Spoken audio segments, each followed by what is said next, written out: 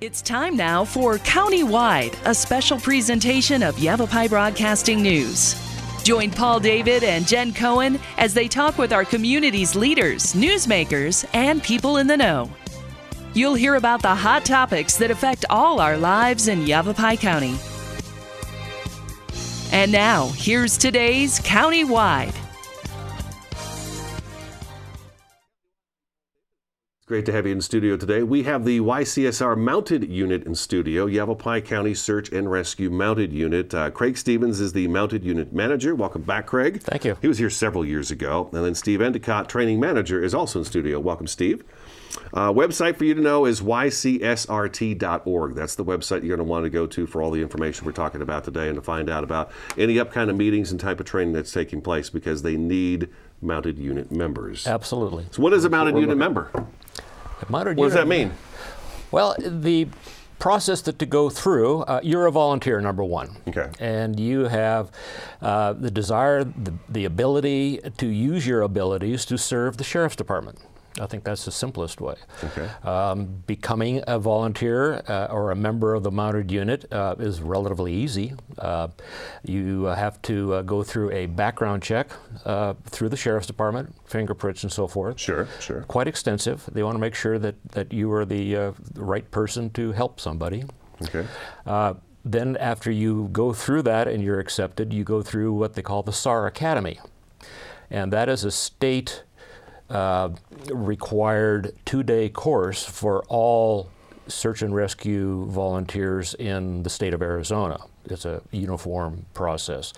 Very interesting. It's 2 days, a Saturday and Sunday, usually twice a year.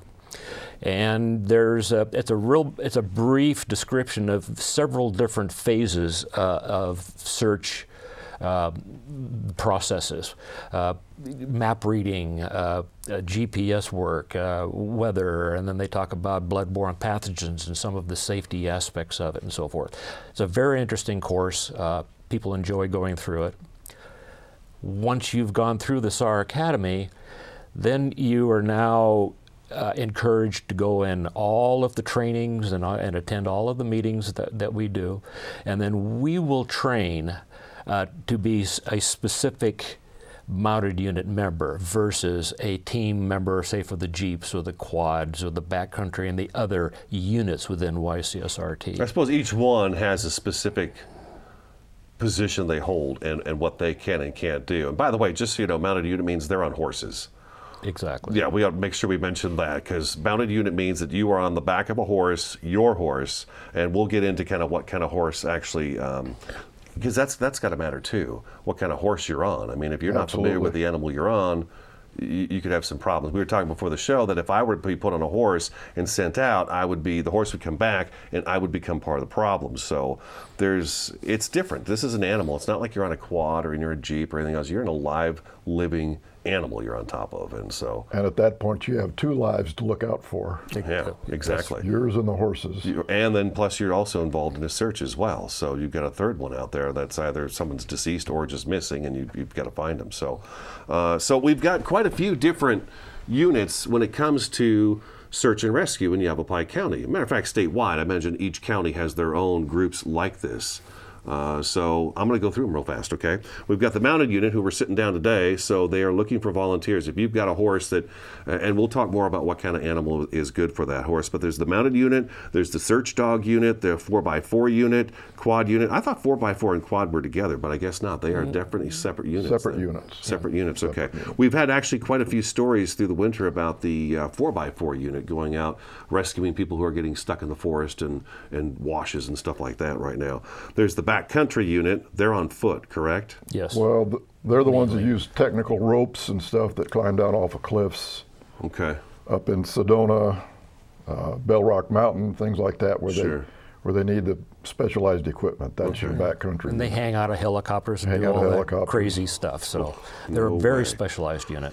And then the Southern Unit, they recently, down in Wickenburg, down in Wickenburg, they had actually sent out a press release saying they were looking for volunteers down there as well, and that's what got Steve to kind of come and ask me, hey, can you include us on that too? And here you are today. So those are the different units that are there, but again, this is the Mounted Unit, so all this information again is at ycsrt.org.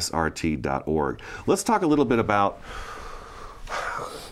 it's mounted unit is a very unique, I think, unit. And we've had you in here before. Craig, you were here before. Just what kind of an animal does it take to be able to do the mounted unit search and rescue? I think the emphasis isn't on riding the horse per se and as a group horse event. It's a tool, and it has to be a calm horse. It has to be well trained. It doesn't matter what kind it is, what size it is. It cannot be a stallion. It has to be a gelding or a mare. It can be of any breed. It makes no difference. Why no stallions? High strung. Yeah. They're higher strung. Yeah. Okay. Usually All right.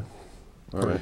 Pretty high strung. Yeah, and if there's a mare that would be in heat, then that stallion is focusing on the mare, not what you're asking him to do. I'm not here to work today. I'm sorry. Yeah, I'm so off duty today.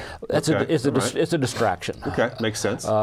So when we are in a search of whatever it is, whether it be an evidence search or a search for a person or a deceased, you want that horse not to be the issue of what your focus is on. You're not trying to keep him calm. You're not trying to keep him in line. He has to have a sense that he's just there to work with you. So all of your focus and all of your abilities of looking for something, you can focus on that, not what he is doing. So when we go through the evaluation process for a new member, we interview the person as well as the horse, and making sure that compatibility is there. How do you interview a horse? By watching him. Okay. By watching the rider, watching how they get on, how the horse is handled, even how you get off of the horse is important, and you're able to judge the rider's experience and how that horse responds to the owner. Okay. And so you can make some decisions just by experience as to visually how the two of them work together. So eventually, if I were to volunteer and I had a horse that was so qualified in my yard, you came to my area and you saw the horse and saw me, okay, you look like you're a good fit for this thing. But then I show up, and now I've got your horse and your horse there, and I've got, how many people are in the mounted unit right now for Yavapai County? There's 8 active and 10 and 2 in training. Okay, all right. So yeah, we definitely need more, because at any time we need a bunch of you folks out there to be able to search, and that search season's coming up pretty quick here. We'd like to have somewhere around 15 or 16 active members. Okay. Because not every member can be called out on every search, just to personal reasons, whatever's going on in their lives. Mm-hmm. Might not be able to come to a search. Yeah, because it's not like it's a calendar thing where on this date we're going to go out and do a search, unless it's training. Other than that, it's pretty much, and I want to get into that too after the first break, is just kind of what it's like to get that phone call, and then what is the responsibility of you, Steve, or you, Craig, when you get that call? What's the responsibility from that point? Nobody goes out and gets lost at 10 o'clock on Saturday morning. No, it doesn't work that way. Yeah, no, it's almost like 6 p.m. Saturday evening, just as the sun's going down. So if I bring my horse and I show up and there's 5 other horses there, say, and my horse is not comfortable with all those other horses, I would imagine I'm not going to be a qualified candidate anymore to be a volunteer. No. Well, we're going to give them more than one chance, okay. But to get used to everybody. Yes. Okay. Just like you and I introducing each other, we need to get to know each other. Well, the horses, they need to get to know each other too. Okay, so there's a little bit of window there. We got to take a break, okay? Website again is ycsrt.org, ycsrt.org. Looking for mounted unit volunteers. Craig Stevens and Steve Endicott in studio today. Stick around, Countywide, back in just a couple minutes.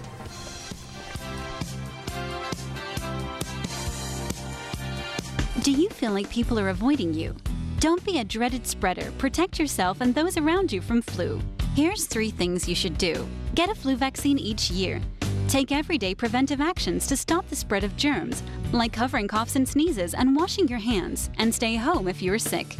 If you do get the flu, contact a healthcare professional right away and take flu antivirals if prescribed. Don't be a dreaded spreader. Take 3 steps to fight flu. Most of us want to make some type of difference in the lives of others. St. Jude does miraculous work. The fact that no one has to pay It's a place where everyone is treated as an equal. Everybody is welcome here, and it doesn't matter, your religion or, what part of the world you're from, that just sort of all that is taken away. It just gives you some hope. Yo siento que soy parte de esa bendición que ese niño recibió al irse a su casa ya sanado. It's just a nice feeling to put your energy into something that really does genuinely make a difference in a child's life. There's just no greater gift. If we have the ability to help, then we have a responsibility to help.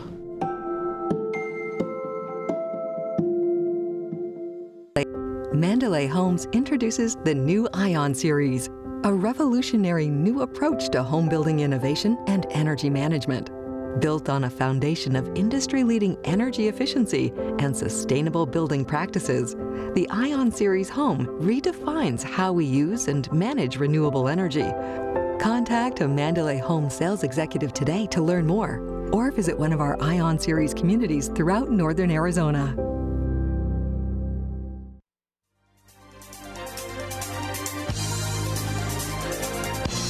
Welcome back to Countywide. We're talking with the Mounted Unit of Yavapai County Search and Rescue Teams.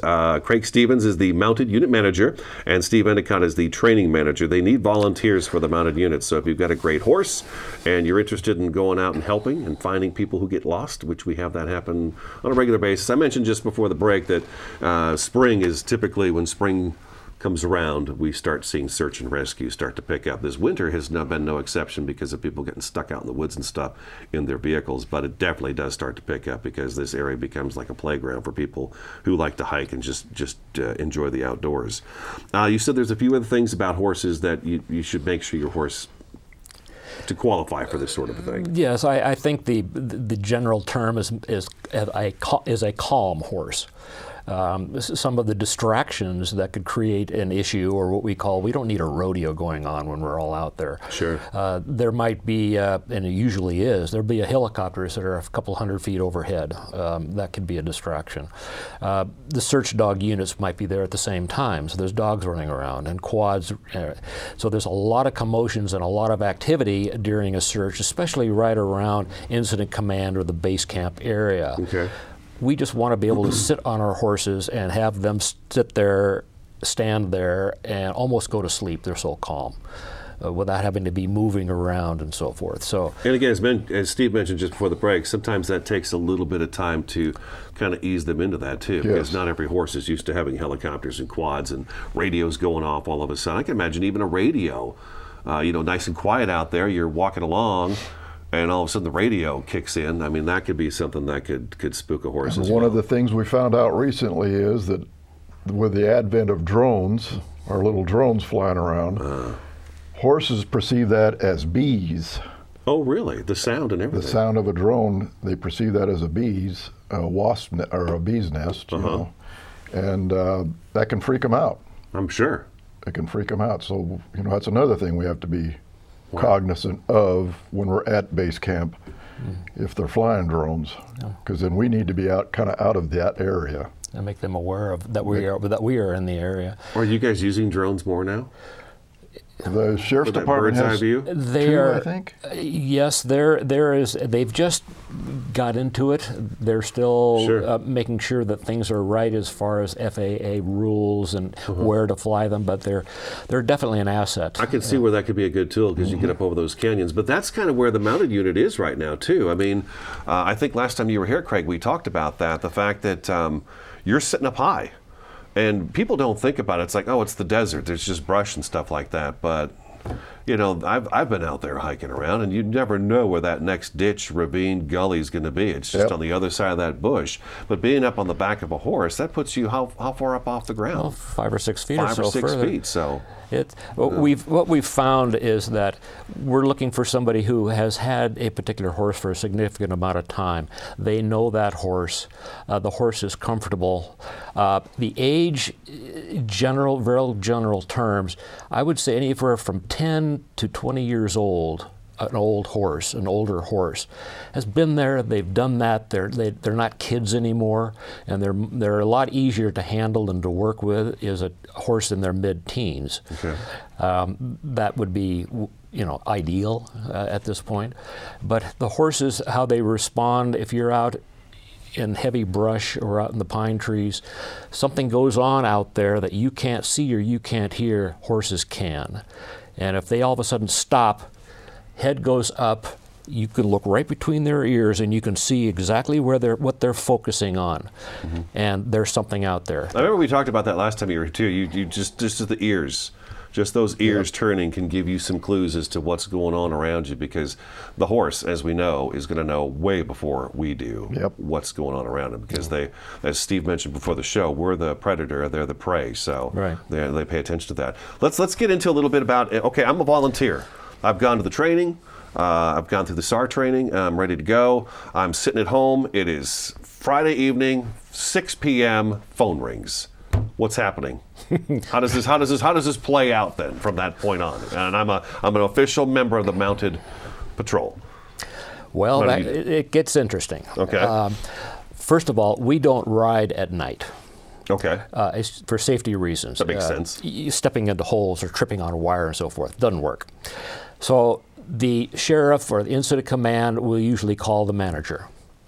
And alert them to the fact if it's during the daytime or 6 or in the evening or 3 in the morning, and he'll call and say, Craig, we need you on a search. And they'll give me an area, and we need you out there at daylight. Okay. And I'll say, I'll make the calls. So then we'll hang up, and I'll go down the roster, and I'll call all of everybody. See who's available. See who's available, and all I want is a yes or a no. I don't need, well, gee, I got to go see my I don't need a long conversation. Right. This is a time thing. Someone's missing. Yeah. Someone's lost out there. I just need a yes or a no. Then I'll make a list of what they are. Then I will text back the deputy or whoever that gives me the call. I say, I've got 3 riders, we will be there, and they'll give me the coordinates or the location as to where it is, and then we'll show up at that time and then get our instructions. So that we usually don't, something has already happened during the day and they can't find that person, so they go to the next phase of the search process. There is a hasty search that we would go on immediately before dark, try to get somebody found as soon as possible. But it might get into the next process to where the sheriff's department realizes that horses is an asset on this particular search. Gotcha. That we would come in probably the day after that and then continue on with the search. Okay. Okay. Especially when it pertains to young people and older Alzheimer's and things like that. Time is of the essence. Yeah. The sooner they get us out there, the better. Along with everybody, all the other units.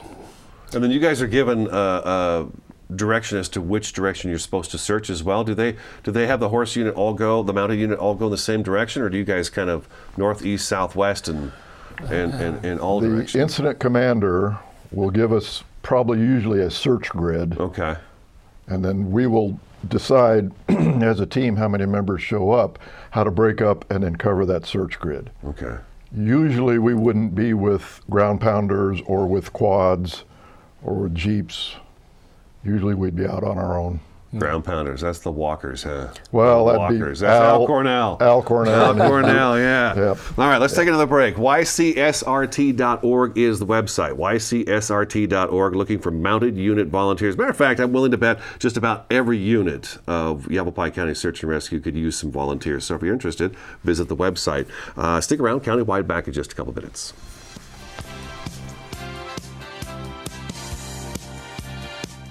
What does it look like when a life is truly changed?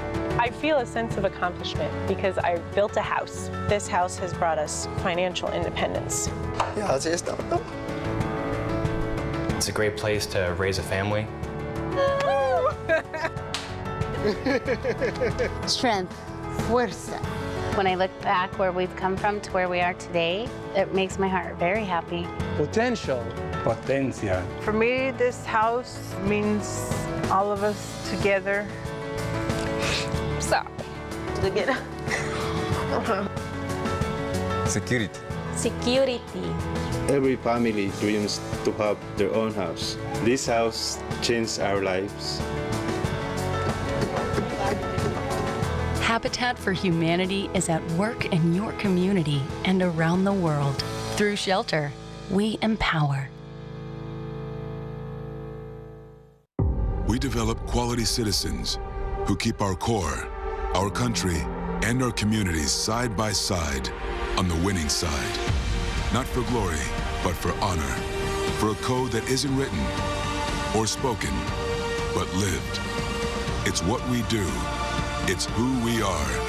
It's the battle cry of our fighting spirit. Battles won. See all the battles Marines fight to win at marines.com.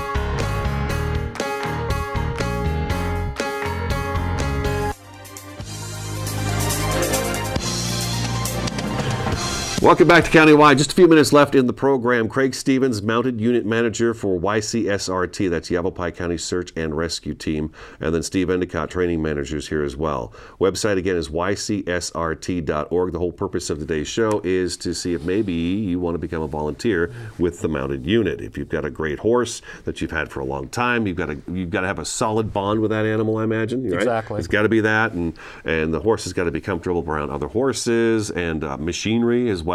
And just be a pretty calm, laid-back horse that you could take out and look for. Anybody got a good search story with their horse? Steve?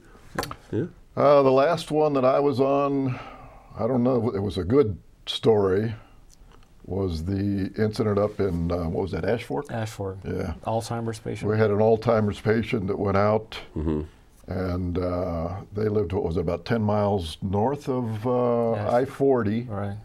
West of Ash Fork. So you've been helping Coconino County? We were assisting Coconino County. Okay. We did on that. Okay. And that was a big group of people, and it went on for 2 weeks. Something like that. 2 weeks. I remember this. Unfortunately, we did not find that person alive, but it took 2 weeks of constant searching.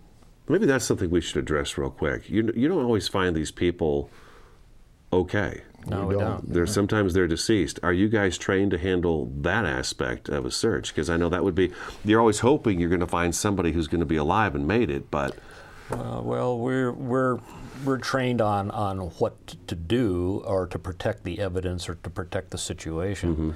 But sometimes we don't want to get involved as far as touching or right. In case there's but still, you're riding along, and then this person you've been looking for 2 weeks, and you've been trying your hardest, your dangest, everybody has to find them, and now you're the one who located this person deceased. That's something people should, if they're thinking about volunteering, that's something you're going to have to deal with as well. And and the Sheriff Department is aware of the mental state that it might affect you and help to coach you through that. So they have that, function. They have counselors and people like that can help out. But I think it's a good point to make that, And we certainly have a procedure within all the units what to do if we find somebody that has been deceased. Yeah. Okay.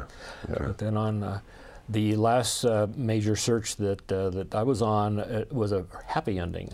It was up in the Pines, up in Prescott. A person was lost, a 22-year-old. He had some learning disabilities. He walked away from a camp, and he was gone, and it was in June. I remember this one too. And what made it difficult is that he was afraid of noises and sounds, so he had headphones, so he couldn't hear. He was afraid of dogs, and he was afraid of horses. So we had crossed his track a couple of times, so we feel that he was probably hiding from us. So sometimes they don't want to be found, either out of fear or whatever the reason might be. So that makes it even more difficult. Sure. But he was found, not by us, but he was found and a little bit dehydrated. But we were being called out for the third day. This was the third day that he was lost, that he was found. And that's good that he was found, though. And with the heat and the dehydration that he had, if we had gone back there the next day, we wouldn't be looking for a person. We're out of time. Craig, thank you so much. Steve, thanks for coming in. Okay, so again, YCSRT is the website, ycsrt.org. That's today's Countywide. Thanks for watching, listening, and we'll talk to you again next time.